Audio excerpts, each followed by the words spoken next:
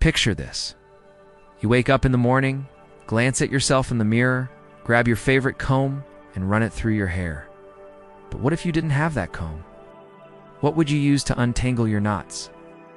Well, if you were our ancestors before the invention of combs, you'd probably use some pretty creative tools and techniques. Imagine trying to put together a hairstyle without any of the modern conveniences we take for granted. No plastic combs, no fancy hairbrushes, no mirrors to style yourself in front of. It's just wild nature and wild hair. Did they have any idea how to tame it all? How do they untangle knots, clean their locks, or show pride in their appearance? The answers lie in the ingenuity of our ancestors, who turned to what was around them for solutions. In forest villages, sharp twigs were shaped by hand, their ends smoothed by fire or stone to create simple tools for separating strands. Perhaps it was a young boy showing off a new carving to his sister. The smooth tip of a twig decorated with feathers or beads nestled among his thick locks. Or maybe it was an elder, her wrinkled hands working with practiced ease, transforming a simple twig into a personal grooming tool. These moments weren't just about practicality. They were about creativity and resourcefulness. Taming unruly hair was a universal challenge. But our ancestors in forest communities found ingenious solutions in the materials at hand. For them, the forest provided more than just food and shelter. It was a source of inspiration and innovation. If you find yourself in a tangled situation without the right tools, remember the adaptability of our ancestors. Look around you. Nature's full of potential solutions waiting to be discovered. A twig, a leaf, a blade of grass. Sometimes the answer to your problems is hidden in plain sight. Our ancestors along the coast had their own tricks up their sleeves, or should we say bone. Picture this, a group of children playing near the shore, their laughter echoing in the salty breeze. One of them, a curious girl, finds a fish bone, smooth and polished by the waves. She picks it up, examines it, and suddenly has an idea. She runs home, eager to show her mother, who carefully cleans and polishes the bone, turning it into a stylish tool. In coastal regions, people turn to the bounty of the sea for their grooming needs.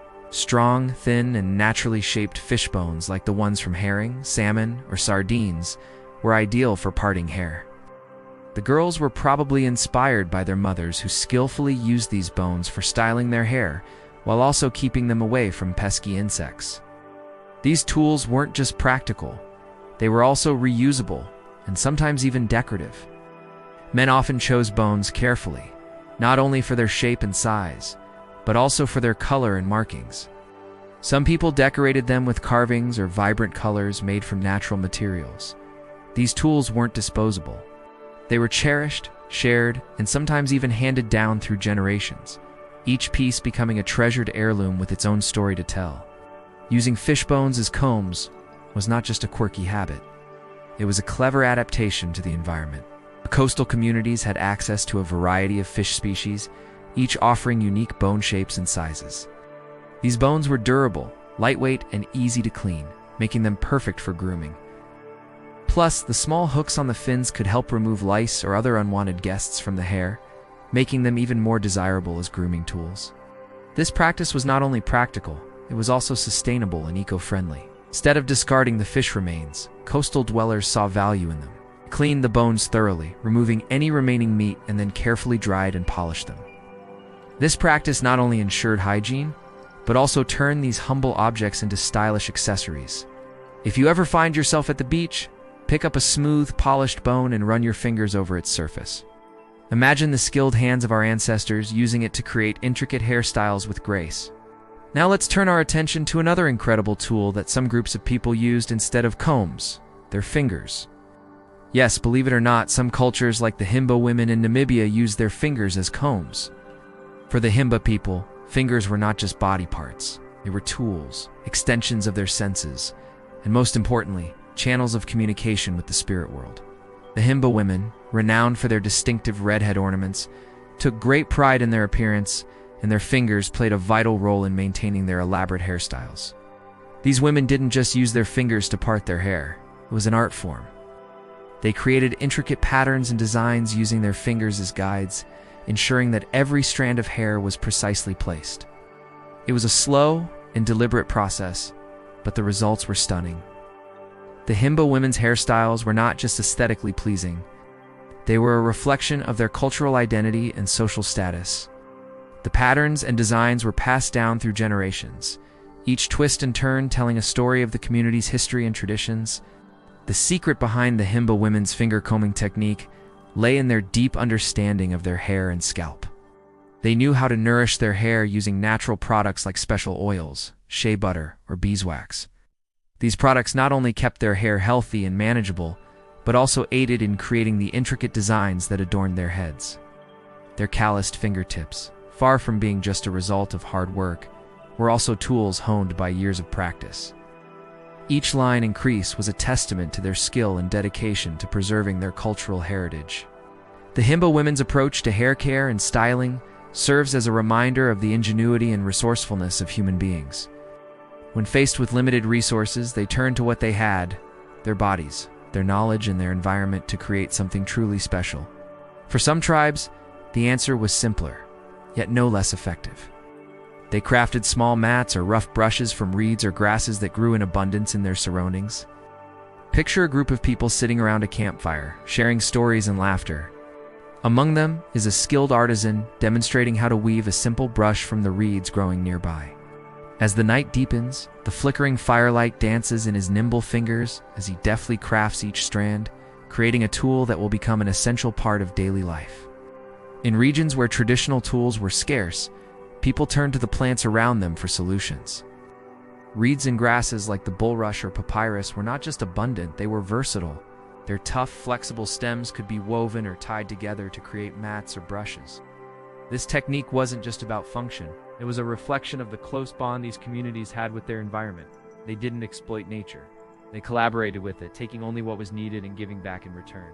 But how did they ensure their tools lasted and remained effective? The answer lay in the details.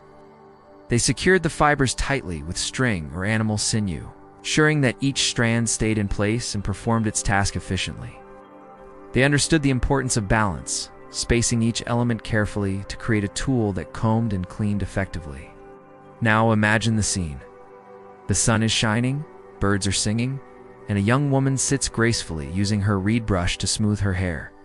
With each stroke, she not only styles her hair, but also removes dust, insects, or dry flakes from her scalp, keeping her clean and healthy. Her brush isn't just a tool, it's an extension of herself, a reflection of her connection to the earth and her resourcefulness. As you walk through a field of tall grasses, take a moment to appreciate the strength and flexibility of the plants around you. Feel the wind rustling through the leaves and imagine the skilled hands of our ancestors crafting these natural materials into useful tools. Who knows? You might just find inspiration in the simplest of places. But here's the thing. Before combs, hair wasn't just about aesthetics. It was a language, a storybook of sorts. Every strand, every braid, every bead spoke volumes. It told tales of one's status, strength, age, even wisdom. Using simple tools to manage their hair was a source of pride, a reflection of one's place in the tribe, a testament to their respect for age and tradition. It was a slow, mindful practice, a moment of peace in a hard life. Picture a young girl sitting by her mother, watching intently as her mother braids her hair. Each movement is precise, each knot tells a story, each strand a prayer. The girl isn't just observing. She's learning, absorbing the techniques, understanding the significance of this intimate ritual. As the braids are completed, the girl feels not just pride, but also a sense of continuity, a link to her past, present, and future. So the next time you look in the mirror, take a moment to appreciate the complexity of grooming, not just as a mundane task, but as a reflection of identity, culture, and connection.